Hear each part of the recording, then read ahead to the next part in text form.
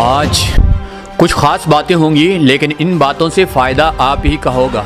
आजकल बहुत एक ढोल पीटा जा रहा है कि लोगों की औसत उम्र बहुत कम रह गई। पुराने लोगों की औसत उम्र बहुत ज़्यादा होती थी।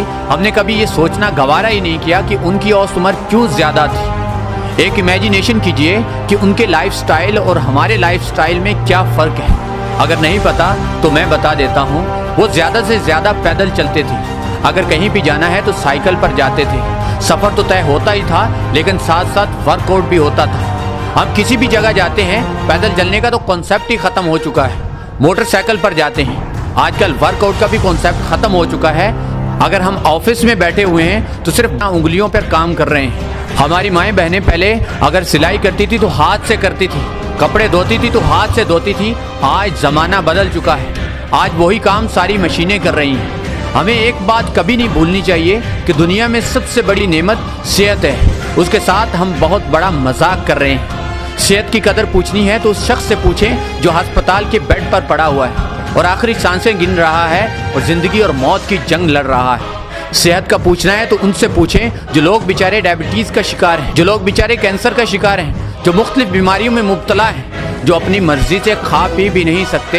हम तो अल्हम्दुलिल्लाह सेहतमंद हैं। हमें तो खुदा तआला का शुक्र अदा करना चाहिए। आपको पता है बहुत सारी फॉरेनर कंट्रीज में औसत उम्र बहुत ज़्यादा होती है। कुछ कंट्रीज में गवर्नमेंट ने रिटायरमेंट 60 साल से बढ़ाकर 80 साल तक कर दी है। वो भी इसी सदी में रहते हैं। वहाँ भी यही खुदा है, लेकिन उनमें और हम में फ़र्क ये है कि उन्होंने जगह जगह जिम बना दिए हैं, जगह जगह स्पोर्ट्स कम्प्लेक्स बना दिए हैं, जगह जगह जॉगिंग ट्रैक्स बना दिए हैं और बेशुमार न्यूट्रिशन अवेयरनेस के प्रोग्राम कर दिए हैं ताकि लोगों में अवेयरनेस आए।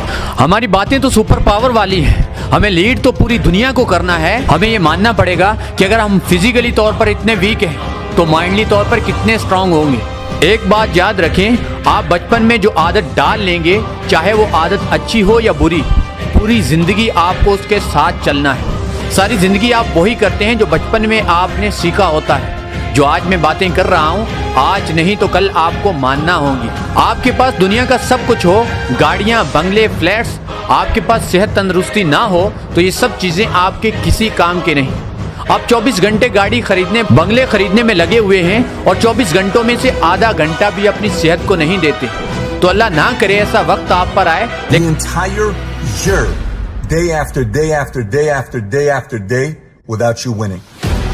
Some of y'all so caught up on the game that you don't get it. It is in practicing. It is in eating right. It is in making good decisions that you look a certain way. It is how you practice. It is what you do that makes you look like you look.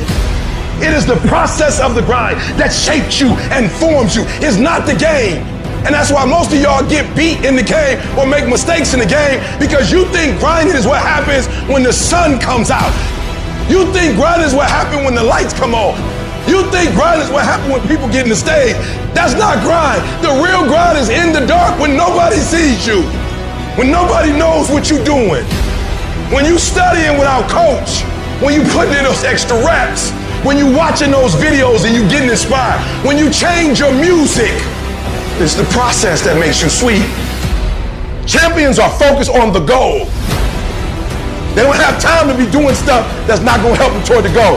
So all the little stuff you talking about, all the little social media, cut it off. Cut it off. Do what you're supposed to do. You ain't no boy no more.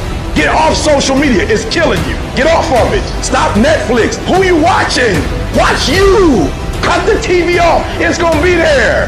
You got a job to do. That's what you're getting paid for. Have some pride. Cut off the TV, son. Cut that doggone football game off. It ain't doing nothing for you. They making millions, you not. More stuff comes to you when you execute, son. And the problem with some of y'all is you want somebody else to